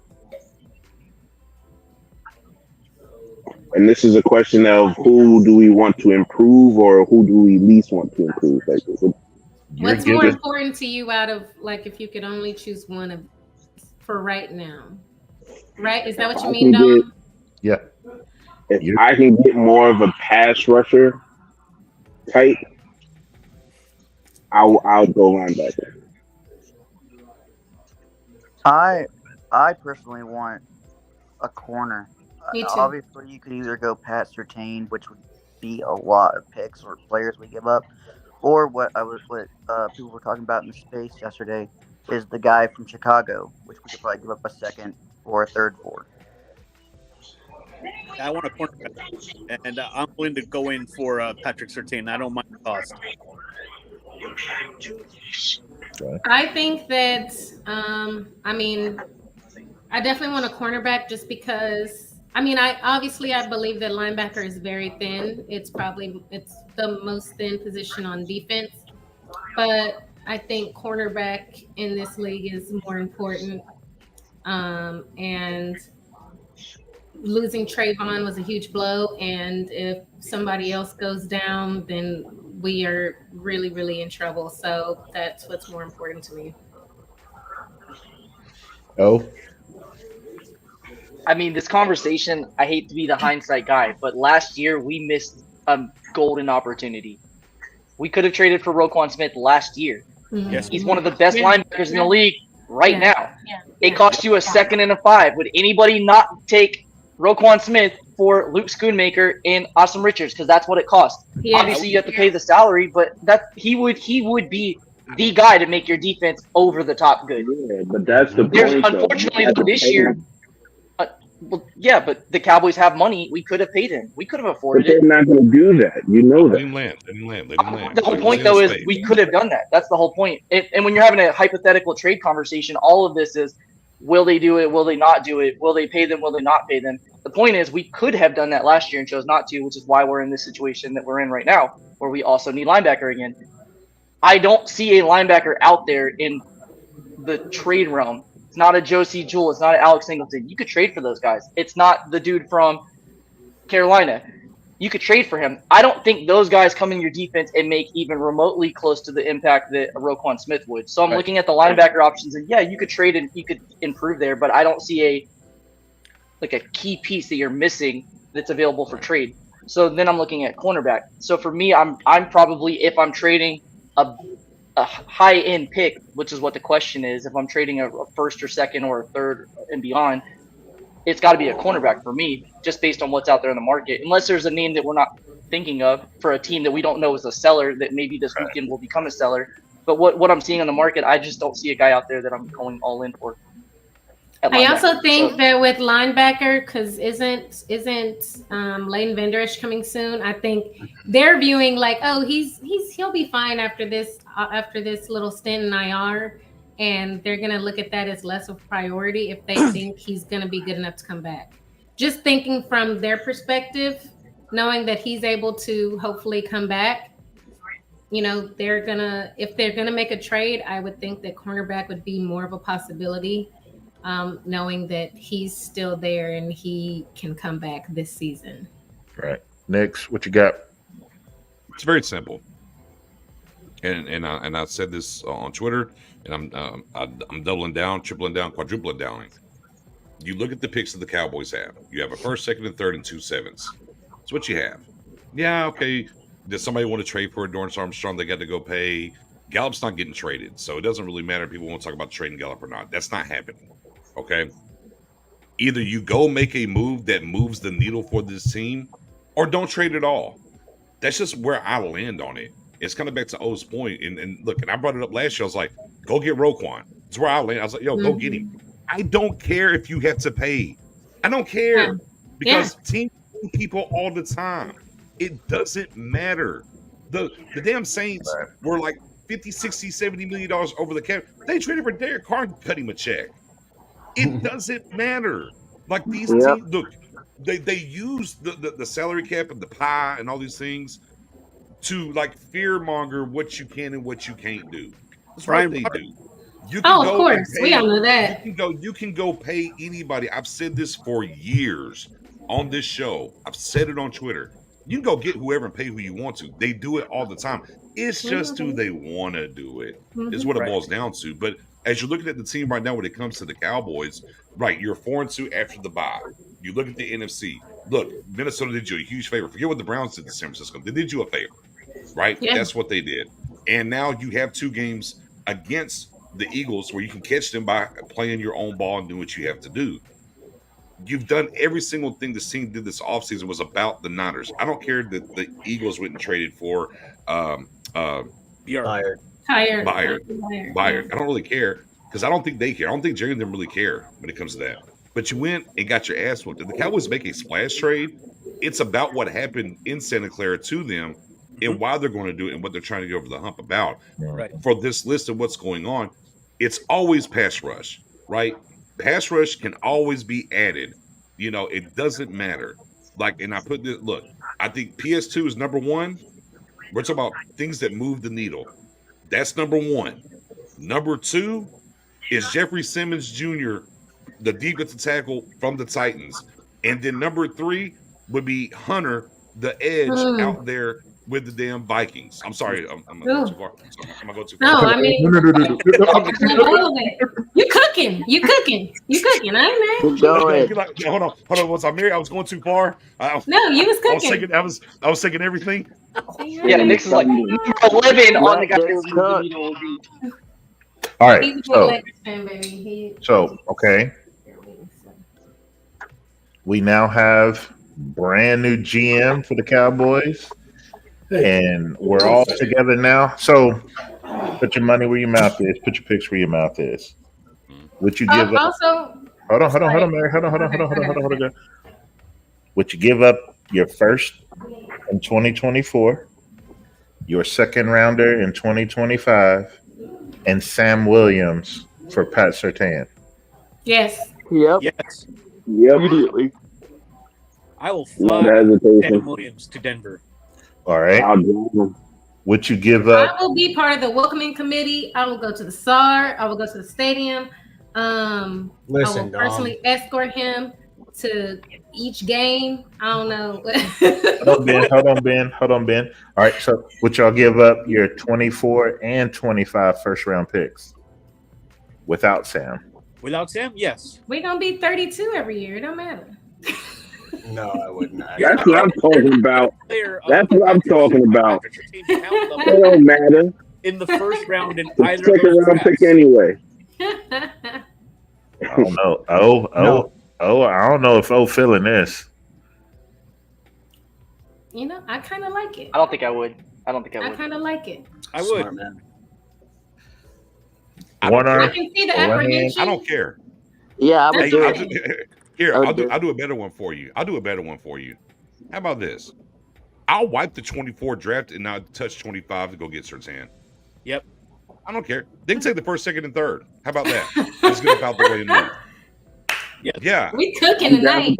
Let's get it. I don't care. Look, man. You're not. Like, do we draft or do we not draft, right? We want to get rid of our second round picks because we don't care about the second round picks, this, that, and the third, right? We don't care because they're not good enough. Hey, honestly, look, if you're the Cowboys, right? If you're Jerry or Steven, they keep saying they like their guys. If you like your guys, then don't worry about those draft picks. You like who you got right now. Let's just get this one guy that's going to help us. I think for me, the ideal trade package is 2024 1, 2024 2, 2025 2. Like, for me, that I don't want to draft in the second round anyways. Like, to me, that's the ideal trade package. If they would take Sam Williams instead of the two, that's even better.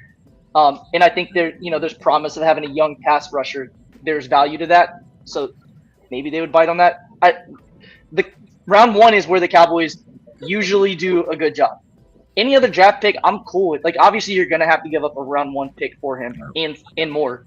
So I'm cool with giving up one, but I don't think I would give up two. Yeah. But if you want to give up 1, 2 twos, and a 4 or whatever, like, sure, yeah, no problem. That's where I am. And the reason I threw Sam Williams in there is Denver is looking for a young pass rusher. They keep trying. And, I think his value at that point in his career, them getting him, he's probably around a third round value. And then knowing what's coming up in this next draft with a pretty good edge rushing draft, that's why his isn't boosted to be like a 2. So I think you got some guys who can come in and do some things that Sam Williams is currently doing for the Cowboys. And then, you got his tweet where he wants to be released and all this stuff, like far as like unleash him, like let him play, let him get his hits in. So I think you think of Sam as a third rounder, they would have, control over him. That's a big piece for Dallas to be able to use as a bargaining chip. But yeah, then you got your first, but I just can't give up. Even without a Sam, I can't give up 2 first rounders. But first and a second, I'll be willing, and that's only because we're gonna have to pay him as well. So you got to factor that in. Staggered. You're going to have the rest of this season and in 2 years before you have to pay him for what it's worth. Right. That's about PS2. But 2-1 has always been the line in the sand, because let's give a little context here for maybe people don't understand. Right, is the Rams give up a first and third for Ramsey, but they had to pay Ramsey immediately. So that kind of softened maybe the blow when it comes to what the trade was, whatnot, as compared to this guy. You're getting him into his third season. You know what he is, right? You can kind of buy some time. So yesterday's price isn't today's price. You might have to give up more. Now, the one thing about that is when it comes to Denver, the head coach over there and our front office are really good friends.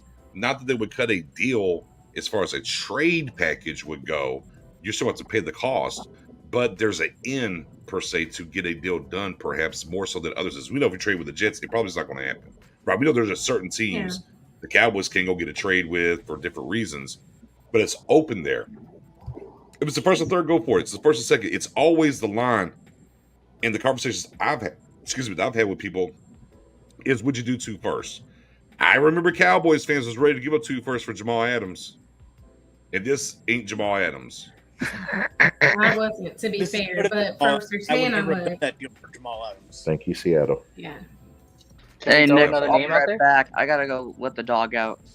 Go do your thing, brother. So let's throw a name out there. Let's throw another name out there real quick. So Jalen. Nick and I were talking about this before the show started. We were talking about guys that we haven't really heard a lot about this trade cycle that could be potential fits for the Cowboys. We know in free agency in the offseason, the Cowboys have kind of a checklist of things they're looking for. They're looking for guys that were first-round picks previously. They like guys that are coming off of an injury or coming off of a down season, so they're a little bit cheaper than what they would have cost before. What if there was a cornerback in that same draft class with Patrick Surtain, who's currently hurt right now, who hasn't been as healthy as Patrick Surtain or played as well as Patrick Surtain, but still would be a guy that potentially moves the needle that you're not going to get immediate results from because he is on IR, but he's expected to be back in the second half of the season. What if Jerry Jones and Steven are cooking up a JC Horn trade saying, hey, instead of giving up a 1 and multiple picks, why don't we just give up a 2 and a 5 or 2 and a 4 or whatever it would cost? I don't know what his cost is, and I don't know if Carolina's even shopping him, but they're 0 and 6 or whatever right now. Yeah, so maybe. What about that? Would you guys do a 1, just a 1 alone for him, or a 2 and something else for him? I'd do a 2. I'd do a 2 and something else. Definitely. I wanted JC Horn. I wanted him very badly. I would do a 2 and something else. And to be fair, we haven't even heard that he's on the market, so he may not be. But just throwing his name out there. Ben, Dom? I liked Horn coming out of the draft. Guy on IR right now, coming back. What's his injury? Man, what is it? I don't know. I don't know that I'd do that. I'm not feeling good about that one personally. I don't think. Yeah, and I can understand that it's a little bit underwhelming when you have a guy that is not immediately going to play for you and also is coming off of an injury. But he's also, you're buying low at that point, so that's why it's a hamstring injury. By the way. I do think his upside is spectacular. So yeah, I mean that does exist simultaneously. Yeah, but you have the injury concerns. So that's where it gets scary. So you're definitely not giving up a 1 for him. No. So that means Carolina may not bite, but if you can get him for a day 2 pick and something else, then maybe it's worth considering. Another name, just to throw it out there, when we're talking cornerbacks, it's a team that we made a trade with this same offseason. Would Kenny Moore make sense? Kenny Moore is a guy that helps in the run game. He's a smaller guy, so he's going to be playing slot snaps. So is he an upgrade over Jordan Lewis? I think he is. You could probably get him for a later pick. He's a day 3 pick guy. Is what you're trading for him. And it's a team that would probably take the draft picks because they're rebuilding anyways. So he's a name that I'd be interested in. And I don't want to trade for anybody that doesn't move the needle. I want a major move needle guy. If that makes sense. I'm not I just feel like corner. I have more faith in Jordan Lewis. I'm not. I just feel like Kenny Moore's a better player than Jordan Lewis right now, though. I just feel like at corner we can't afford to lose any guy out there starting right now. We cannot. Absolutely cannot. The problem for the Cowboys, though, is you're trading. So even if you're making a trade, you're looking for an outside boundary guy. And a lot of the cornerbacks that are interesting are slot guys. Then that's where it gets scary because you have Deron Bland, who's better in the slot. Ideally, you would move him out to the slot by making a trade for an outside guy. The problem is there's not a lot of outside guys that are on the market that could be had right now. So if you're going in, you might as well go all in. Is the whole point. Yeah. Jalen Johnson would be a good player, but again, I don't know that he's a move the needle guy. But again, we have to remember move the needle guys and making your team better guys don't have to be the same thing. Like if you help the team out and you're trading a day 2 or day 3 pick, I'm all for it. If it makes the fans excited and makes them sell jerseys, I don't really care as much. Although it'd be ideal if we could get have a like we have a I'm long not talking season. about move the needle for their pocket. I want to move the needle to improve the team to in a colossal way. Right. A slot guy, in my opinion, doesn't do that. But I'm fine. How does it not though? They play almost as many snaps as the outside guys. And the depth is more. You're more comfortable with the depth when that happens because, like I said, if, So if somebody, if Bland, Lewis, or Gilmore gets injured, it's looking real spooky, and I don't right, like. I don't like and Halloween on the field. I Yeah, don't I think think that that's that saves if you trade for a slot guy per se.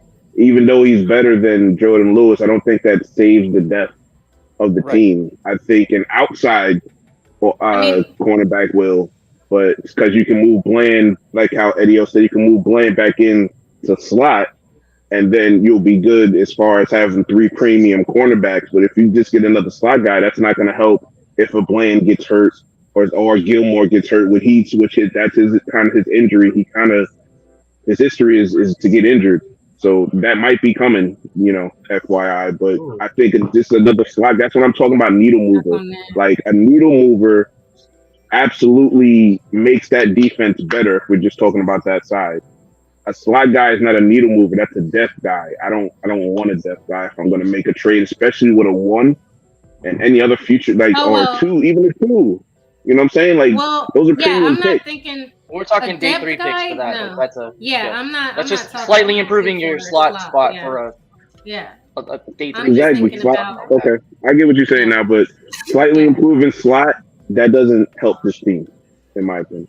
I'm not trying to give up I the mean, two anytime you for improve, it like helps your a team, first. whether it's Yeah. slight or big. But yeah, I get the point, though. You want something that You you want feel it to like be now our defense is elite, whoa. now our offense is elite. Like I get it, but there's Yeah. just not a lot of guys out there that I can see that are realistic, and we know the Cowboys love their draft picks. So will they bite? I don't know. We'll see. Right. Go ahead, Don. And yeah, my big thing is I just wanted them to be able to add a piece. It doesn't have to be a splash thing. It doesn't have to be the Amari Cooper thing all over again. I think that pendulum is just swinging within Cowboys Nation because of what we saw Philadelphia just do this past week with Bayard. So get like kind of you kind of in a way got to scrub that from your mind and really think how this team operates and what's really out there. If they bring in some big fish, great. I'm all for it. But like realistically, a Josie Jewell, Alex Singleton, those types, guy you just mentioned, slot guy, it makes all the world of sense for what Mary said. You're only one play away, one injury away, one shuffle away from now it's becoming an even greater issue for you. So, yeah, they give up a day three pick for a guy of that caliber, bring it on. Because what Nick's was talking about our overall picks, the allotted ones that we have, well, we know we're eventually going to get two compensatory picks added. So kind of have that in your mind if you're the Cowboys franchise, where it's like, all right, I know I got really a full complement of seven picks this upcoming draft. But you can I trade the know, I know, I compensatory know that, initial, I right? know that, but you still Okay. are operating like my draft cupboard isn't going to be bare because I still know I'm going to end up having two picks like added to my overall allotment. So, But the right, Cowboys don't have any for 24, right? But for 2024, the Cowboys currently don't have any day three picks out of two seventh rounders. Right. Is the Yeah. conundrum for them? You got the 25 picks and the whole bevy. You can do what you want to do with those for sure. I'm not saying that you can't, but right now at the trade deadline here, you you have got a the first, seven. second, third, and two sevens. Right, you got the That's seven. where you're at. You know, Right. man, I wouldn't mind taking a flyer on someone like a Kyer Elam for a seventh. He's not really getting his true yeah, chance of five healthy scratch. Yeah, opportunity. Ben, was he five healthy scratches this year so far, Ben? Hmm. Yeah, Right. But you also got like a lot of trades that happen where you're really just swapping your back end picks and then you even using the future ones like 2025. So hmm like with the trade that Professor O brought up, yeah, if somebody's like, hey, give me your seventh and your sixth round the next year, or your yeah. seventh and a player like Dorrance Armstrong or something for a cornerback of that caliber, hmm okay, cool.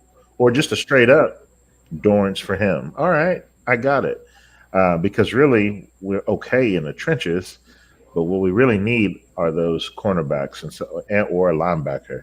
So I'm really focused on a cornerback. If we Yeah. want to give up the two first round picks for Sertan and it happens, I'm celebrating with the rest of y'all. I'd be like, forget them picks. I don't care about the cap. They'll figure that out. See, I can't say all that. I'm just thinking like where we want to go is I'm thinking past the regular season, and we are hoping that they go into multiple games in the postseason. And with this current cornerback room, are we expecting all three to be ready for every game? And if one of them isn't, who's going to step in that we think is not going to get abused and burnt like toast? Like, so we're trading for Derrick Henry. Cool. Y'all don't think Jalen Johnson from the Bears would be a needle mover? Oh, I do. I don't think he's going to be traded personally. Like I don't. I feel like they're going to keep him. Yeah, I mean, they got to get a contract done with him, right? That's where it's at because in the last year of his deal. So he's going to get probably $15 million a year eventually. Yeah. Like he's that caliber player to me. I think he's a solid player. Yeah. But so this is just if he were to be on the trade block. Like, what would you give up for him, knowing that you got to pay him around $15 million a year? Yeah, I don't think they're going to trade him. But I mean, again, if you got to trade him, I mean, at best you're giving up a third, right? Because you got to pay him. I mean, it's just the offset because the Cowboys don't have a fourth, fifth, or sixth to trade, so you'd have to give up a third. With the idea that you're going to pay him. And that's the conversation too. We got to remember when we're talking trades is we always think, all pro safety, he's going to cost a lot. The Eagles got fired for fourth and a fifth. Terrell Edmonds, fifth and a sixth next year or whatever. Like fifth and a sixth in Edmonds, but he's 30, not 24. Right. Again, he's not. But outside of your premier players, you're not giving up high draft compensation. Like we see guys every year that you're like Randy Moss for a 4th round pick or whatever it was the Raiders made the trade for. Like these players these players just don't cost what we think they're going to cost. Like Derrick Henry, one of the best running backs in the NFL. You look at the projected trades, the highest I've seen anybody say is a round 3 pick because you're taking on contracts with it. So a lot of these guys are not going to cost what you think they're going to cost. So Pat Surtain, it's going to cost a ton. A lot of the other guys are not going to cost what we think they will. I want to know how some of the chat feels about this because this trade deadline has made me think about, like, at first I didn't care about the Trey Lance trade, but now I'm kind of like, I kind of wish we had that fourth. Yes. Yes. Big facts. Yeah. Big facts. Let's end here with the trade deadline because it is on Halloween, 4 p.m. Eastern. All right. Are the Cowboys is Cowboys actually going to be tricked or treated at the trade deadline with the trade, Professor O? Is it trick or treat for Cowboysation with the trade deadline? Oh, Jerry Jones has laid the ground for both tricks and treats. Stephen Jones with his "we're always shopping" trick, 100% trick. All right, Dom, is it trick or treat for Cowboys Nation with this trade deadline on Halloween? I mean, what's the trick and what's the treat, really? Because right now I feel like we're not making a trade. We're going to hype up players and we're going to hear rumors and it's not going to happen. That's the trick. I was about to say the treat is for them to keep their money and the trick is on us. Well, the treat would be the Cowboys Nation got a trade. The trick would be we don't get a trade. Yeah, we're getting tricked. We're not getting treated. Is what I'm going to do. Going that. Rod, trick or treat. What's going to happen? So, the way I answer this trick thing is, the trick could be we get a trade. It's not someone we like or want, or we're just talking about a trade. That would just a trade in general. All right. I'll be hopeful. I'll say we'll get treated. All right. Ben. All right, Ben, trick or treated. I don't think they get anything done because I don't think they'll get the value they want. Okay. Mary? That means we all take in the tank from San Diego. Yeah, I agree that it's a trick because they love their draft picks. They already know they don't have that many. And even outside of that, they are always so clutching on to those. And now that they have even less, it's like, no. All right. And Big Fair. They got to get rid of that Caker line down there with them 100 wings on deck. Hey. Is it trick or treat? Come on, man. Whoop that trick, bro. You getting hyped for no damn reason. We know they ain't gonna make no goddamn. We have Hoodie Big Fair. I was hoping Hoodie Big Fair was gonna go. That was off of the wing. That was earlier. That was for the wing. Not for them. Not for them. Not for them. Jones is doing the right thing. Hey, I think Cowboys is getting treated. Ooh. That's where I'm at. I think Cowboys is just getting treated. All right, well, next. So question then: are we getting a treat like a premium candy on Halloween type of treat, or are we just getting like a piece of candy on Halloween? Are we getting candy corn? We getting candy corn? Yeah. Are we getting Snicker bars? Are we getting paws? Are we getting If you eat candy corn, you're a psychopath. You are. Psychopath. I agree. Membrane, then, brother. It is No, what it is. I know. I think. Look. I think. like No. candy Look. corn. And again, look. I'm not saying. I'm not talking about Certain, or I'm not talking about PS2. I ain't talking about a king sized Reese's or anything else. But I think the Cowboys get treated. I think they get treated. I don't think it's going to be bare bottoms. Let me be clear. Let me say it this way. I thought Hankins was a nice Snickers bar. Okay, Yeah. I thought Hankins was a good trade last year. Okay. I like the Hankins. Nice Snickers bar. I did. Okay. So yeah, I think the Cowboys. I think Cowboys. I think we're going to get treated. I do. Again, I'm not saying it's going to be, this earth-shattering, PS2, because I think that's where everyone's locked in. And there's a portion of the Cowboys that does want Derrick Henry as well, right? Okay, Oh, yeah. I mean, let's be clear when it comes to that. But I think at the very end of it, I think there's a trade here. It's a fair one. Again, I think what the draft capital the Cowboys do have right now, you're going to be treated. So that's where I land. just want a Mounds or an Almond Joy. That's all. Nick said bite size, but you're getting a treat. You're getting a treat. May not be something you like, but it's a treat. Somebody say, I want are the we king getting size. some candy corn with a toothbrush? Sweet. Okay. We're gonna get one I used to Starburst hate opening candy. the bag and you see My that. last trade question is- There's no My last coconut trade question. chocolate. That's all. I don't want. We're just gonna assume Nix is right. We're gonna assume Nix is right and Rohit's right. And we do get treated. Do you think? You don't have to give me the name. Do you think the treat is a player that we've speculated at all, or do you think it's somebody like you mentioned Hankins in the chat and Nix did too, where it made sense. It was a good trade for us. Nobody mentioned Hankins. Nobody I mentioned think that. It it's just came out of definitely nowhere. that. It's Do you think it's a player like that? That's what it feels like to me. All the names we're tossing out and we're trying to throw hypotheticals, it just feels like it's going to be somebody we're like, we didn't even know he was on the market. Cool. Yeah. Give me Jordan Hicks, man. Minnesota linebacker. Oh, I'll take Jordan Hicks. I'll take that. Be a good one. Yeah. What if we got Saquon? There's no way. I didn't mean to start like this whole let's throw out random names thing. My bad. I think it's probably The someone we're not Giants would- talking about to answer your question. They are already mad at their team. They would burn down that stadium if Mara gave us Saquon. That wouldn't happen. Yeah, I think it's burned to the ground. Might as well I got everybody to laugh though, at least. I think it's 60-40. I think it's 60-40. I think it's 60 a person we don't know. I think it's 40 we might have heard the name though. But I think it's more so on the side of a player that we haven't really seen around or been mentioned. Yeah. I just know that there was some frustration with the DeAndre Hopkins thing where they didn't want it to get out. It got out, ruined their chances. So I wouldn't be surprised if, whether it's a big name or not, it's a player that it's intentionally being kept quiet. We're not hearing about. Yeah. Well, that is that new kind of thing, though, to keep everything quiet now since Mike McCarthy got in there. So yeah, it's a That deep shouldn't bag. surprise me. It's a deep bag regarding the trades and the what coulds. No doubt. All right, guys. Well, with that being said, appreciate y'all doing the Freestyle Friday portion here, what we had going on. I'm going to pivot everybody down, and we're going to wrap up. I think we've got Nick's picks left in college football games, and we'll get up out of here. Salute to everybody that came through. Dom checking on. Dom's gotten some things working on the back end. Working on some things on the back end. We'll see if he can get back in here as well, too, here momentarily. I'll drop him down for now and see if he can come back. All right. It'll be just the big three, if you will. All right, man. Well, let's pivot into. Well, hold on. Oh, you didn't give us your answer to your question on the trade. I thought I did.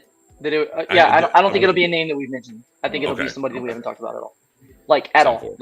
Nobody even on Twitter mentioned. It'll just be. All right, Mary Cook. Name everybody now. Go. We were right, and we can clip it, and we can tell them. Oh, Mary had it. We were right. Name them all right now, Mary. I can't help you. I would love that though. I would love a defense. I would love any trade that I think could help our team. So the one thing though that I consistently hear no matter what, which I find intriguing, simply is it's always about defense and not really offense.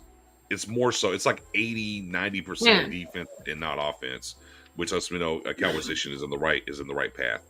So well, because I think that most of us realize that even though in our eyes our offense has definitely underperformed, that we do have the skill positions and overall the O-line talent to make it work. It's just been about execution and the play calling, and it's a new system and it's early in the year, so we're just hoping that they will get it together and that they can, because they've been doing well despite some of the issues. Thanks. All right. Do you have the new count? Because I feel like I bounced back after my bad loss week. I feel like I bounced back pretty well. I went to my Pick'em League because me and No last week in Pick'em League. Oh, y'all don't want to talk about it? Okay. No, we don't want to talk about Pick'em. I was at the top. So, we don't talk about that. We won't talk about it. Nick's, I'm going to put it this way. Me and O apparently cheated off the wrong paper, as he said. Yeah, we did. We had the same exact picks. Yeah, okay, we're done here. But the next picks, let's go. So the last Knicks picks we did, keep in mind, we didn't have a show last week. Yeah. We didn't have any shows last week, so it was 2 weeks ago. Yeah. Knicks was coming off of a 1-5 week the week prior, so he needed a bounce back week, and he didn't get quite what he needed. He was 3-3. Okay, 50%. It's not terrible, right in the middle of the road. But overall, Knicks for the season is up. He's up for the season. He's been pretty good, except for the last 2 weeks. So it's time for redemption. Okay. So now the bye week, batteries recharged. Here we go. Refresh. Yeah, we have new philosophies, new schemes, new PCP for Knicks. Yeah. Sirens. All right. Knicks. I was trying to get to it. It wouldn't work. Go ahead. Number 8 Oregon versus number 13 Utah. Oregon's on the road, and Oregon's favored by 6.5 points. So number 8 versus number 13. Utah's been tough this year. They're grimy. Utah's grimy. Man, they've been tough. But I can't pick. But I can't pick against my third cousin Bo Nix. Come on, man. Oregon and my third cousin Bo Nix, man. All right. What was the spread on that one? Did you have the spread? Yeah, Oregon's favored by 6.5, and they're the away team. Okay. So the chat, we got two upset alerts from our guy Uba and I got Oregon. And then Gregory and TC are rocking with Knicks with Oregon. So chat splits. And Mary's rocking. Right. I mean, even Mary's rocking. Yeah, Mary. Let's go. Yeah. Number 1, Georgia Bulldogs versus 5-2 unranked, but 5-2 Florida Gators. Ooh. It's a big game for these two teams. Both teams are coming off of a bye. Georgia's favored by 14, but Georgia hasn't looked great this year. So, does Florida get the upset on the number 1 ranked team this weekend? No. No. Like, I've watched enough of Florida. Cool story. No, Georgia's going to win. It doesn't matter. No. I'm not going to choose against Georgia. The Dogs. Good job, chat. Look at the chat. I'm so proud of you guys. I'm so proud of you guys right now. Well, Bulldogs. All right. Bulldogs by 2 touchdowns. What's the spread? 14. Okay, about 3 touchdowns. Screw it. Oh, okay. We have some injury players coming back too, which is good. All right. So number 20 Duke versus number 18 Louisville. Louisville's by 6. Louisville's favored at home by 6. Yeah, Louisville had a big win against Florida State, and then they kind of had a little bit of drop off. Obviously Duke coming off of the Florida State quarterback. Okay, things happening. I want to go Duke really badly. I'm going Duke, yeah. But it's basketball season, and Louisville's a basketball team too. Who's at home? Let me flip a coin. Who's at home? Louisville's at home. Louisville is at home? Yeah. God bless. Who's favored? Louisville's favored by 6 at home. I'm riding with Duke. I don't care. I'm riding with Duke. I'm riding with Duke. I built all that way up. I'm riding with Duke. The chat's right in the middle of this one too. All right, so those are our 3 college games. Knicks, 3-4 Minnesota Vikings. Yeah. Vikings coming off of a redemption game against the 49ers. Shout out to them for helping us out. Versus the 2-4 Packers. Vikings are favored on the road by 1.5 points. So you taking the Vikings on the road or Packers at home? The interesting keynote here is Aaron Jones is no longer with the injury designation. He's coming back. There's the possible needle mover. Jordan Love, man, started out pretty good. Things have been, the defense is starting to seem to come around now over there for Minnesota as well. Aaron Jones scares me though. Aaron Jones, man, if he's with no injury designation, man. But Aaron Jones he's a beast. That guy's a difference maker. But the Packers lost. The Packers lost to Denver. Some stank on them. Give me Minnesota. Give me Minnesota. Yeah. Okay. 4-2 Cleveland Browns versus the 4-2 Seattle Seahawks. Seahawks are favored by 3.5. Yeah. What's going on with the quarterback? The defense. We saw what they did against the Niners. Then we saw what the Colts did against their defense. I was a believer in Seattle coming into this year and what they're in what they bring to the table. Seattle in this one. I think Cleveland gets them. Yeah, I think Cleveland's going to get them. As much as I want to be on Seattle's train here, I think Cleveland's just finding ways to win. I don't care if it's PJ Walker. Man, they're just finding ways to win, man. I want Seattle to win, though. Like, in my heart, I like where Seattle's at, but, yeah, give me Cleveland. Cleveland's at home, right? Yeah. No, Cleveland's on the road. Seattle's at home. It's Seattle at home. That's why I picked Seattle. DK Metcalf playing? Ooh, that's a good question. No, not Metcalf. Lockett. No, I thought it was Metcalf that was out before, wasn't it? Yeah, I think it was Metcalf that was hurt. I don't know. I'm sticking with Cleveland. Doesn't matter. I'm sticking with Cleveland. They got some injuries. I'm sticking with Cleveland. Last one. This is an interesting one. Go ahead, Lockett is questionable.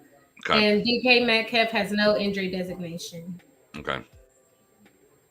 Rangers bombed the knockdown too. All right. Yep, last one. 5-2 Jacksonville Jaguars versus 4-2 Steelers. Jags are on the road, favored by 2. Jags cooking. Jags cooking. Yeah. Jags cooking. Oh, did I just pick all road teams? You took Oregon, who's on the road. You took Georgia, which that's a neutral site game, so that one's okay. You took Duke, who's on the road. You took the Vikings, who are on the road. The Browns are on the road, and the Jags. So you went Road Warriors. Let's go. Road Warriors. Let's go. Except for the Cowboys. Except. I'm just talking about I just had to make it clear in case the football gods are listening. You gotta speak some Road Warriors for my picks in this segment, not against the Cowboys. Yeah. Just gotta make it clear. We don't know how it works. Clarify that. Yeah. Thank you, Mary. Thank you. Good call. Oh, snap.